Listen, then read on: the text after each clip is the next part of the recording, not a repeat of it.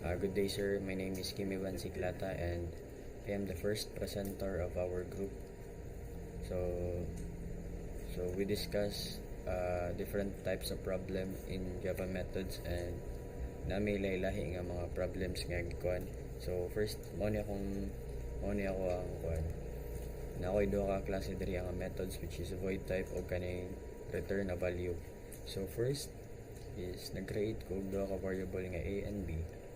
Then sa ako ang void nga kuan method. So diri itawag na ko si a ug b, which is ipangalanan ako siya og add nang. So diri nag-print out lang ko diri na ako dito sa nagpa-output, which is the addition of a and b is mo ni siya ang output ni a plus b, which is pila 5 plus 10. So diri gitawag na ko siya sa akong main method, which is si addNum, which is kani nga diri ana ko nga method. Inya pagawon gisulod na ko diri sa AB, which is na kani. So dapat ang output gyud ani is 15 kay gi-add na ko siya diri. So next sa return value naman ako is ang kalahian sa return value ug kuan. So kani unlike sa void type, pwede ra ko diri magpa-output unya wala ko i-return nga value. Unlike sa kaning return type, for example, una gi-store na ko siya kay kung dili ko mag-store sa iya dili man siya mag-output. So kailangan yun na to siya i-store para sa ani. So ang total niya ginag-create og variable nga total, which is equal to multiply a and b. So sa to kinsa man si a ug b, which is kani si 5 and 10. So diri sa akong void ay sa akong method nga return value. So multiply, which is kani diri So akong parameters is a and b, which is kaning 5 and 10. So sa result nako ang value sa result karon is a plus a times b. So pila man si a times b, so which is 5 times 10, so dapat 50. So return result, so i-return ako sa result karon mo ni akong i-return sa iya So ang sulod niya akong kan karon, since gi-return ako sa result, ang sulod sa akong total karon, which is dapat 50 na ni siya diri. So diri ako nagpa-output si total karon gi-store na ko diri. So si total ako ipa-output karon. So the system the multiplication of a and b, which is si 5 and 10, is dapat 50. So dapat ang output ani is kani is 15, and then kani is 50. So try na to paran. So tama, the addition of 5 and 10 is 15, and the multiplication of 5 and 10 is 50. So next nako is si Wilfredo. So siya ang Start ano. Pwede ni Harrison. So good day sir, ako day si Wilfredo Junior of Loton. So ang ako sir is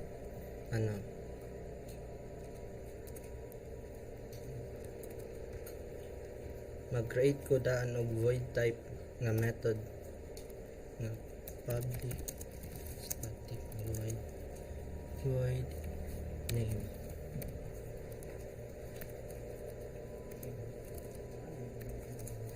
And then ang button there is my name is Koy. And then umanan sir is tawagon ako siya sa main para ma-output ni kaning nasa kong void. And then tawagon ako akong method name na name. And then ara sir, bali mo ni akong void type sir, i-try na siya grant mo gawas ba si my name. Ara sir, akong void type my name is Koy. Then ang ako sunod button sir is ang katong return type method. Mag-create na po ko another method na int bali ang address age. Then buhat ko parameter na isa, then tapos return a. Then mag-create ko create ko value ni a dito sa akong main. Kasi int age. is equal sa akong age, then yung value is 15 akong edad, then wala man ako return type sir. Hello, ay wala pa din ko nag-sayot today. Sayot, and my age is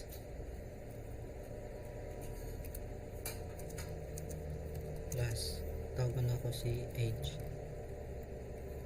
then run. Ara akong concern, akong method nga void type o return type. So ang return type sir is naga-return siya og value or at kani atong gikon sa parameter. Ang nakalahi lang sa void type sir is di siya mag-return og value. Then Good evening sir, ako ang ikatulo nila na reporter. My name is Hindi Explosive. So, ang atong unang buhaton kay void type. So, public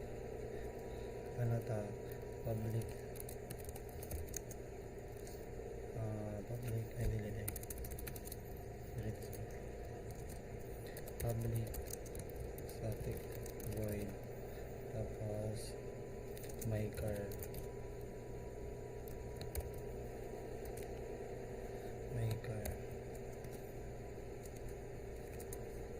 tapos mag-iimot ang method name na my car diri sa main.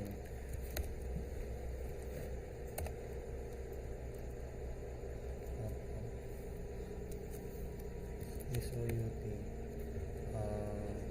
my car is Toyota.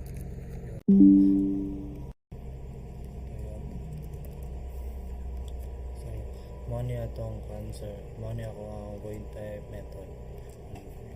Ira na to siya testing. So ang gawas na my car. So para sa int type na ko sa return method sir, kay what variable int a equals 10, int b equals 20,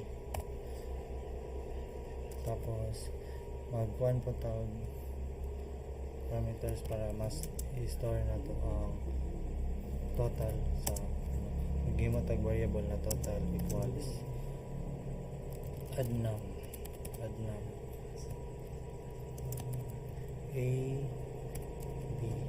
tapos total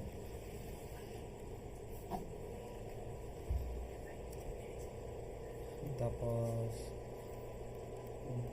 dirita mag-return value, mag-ima na sa method name na method name na public static itong add num na to, add num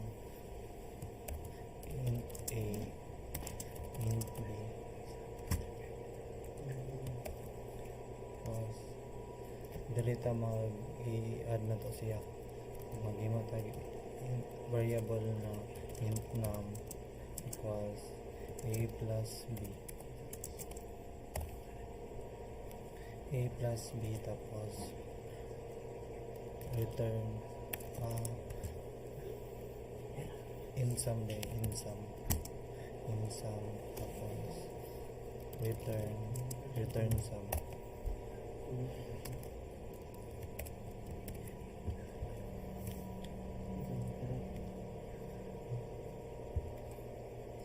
Add ng public static public int ang method public int. So mana ni siya kasi ang kalahian sa void type kay diretso na siya out sir, dili na siya mag-return. Tapos ang sa return type kay i-return niya ang sir, ang sum, ibutang i-store niya sa total. Mara nang which is 10 plus 20 equals 30 na run file lang.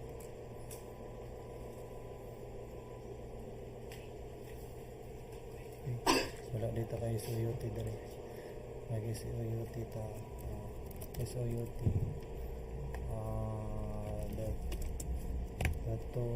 the sum two numbers plus total.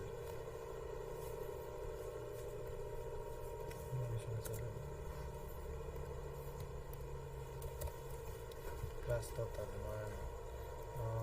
run file na to. Tama na siya. Hindi na to siya space kaya para.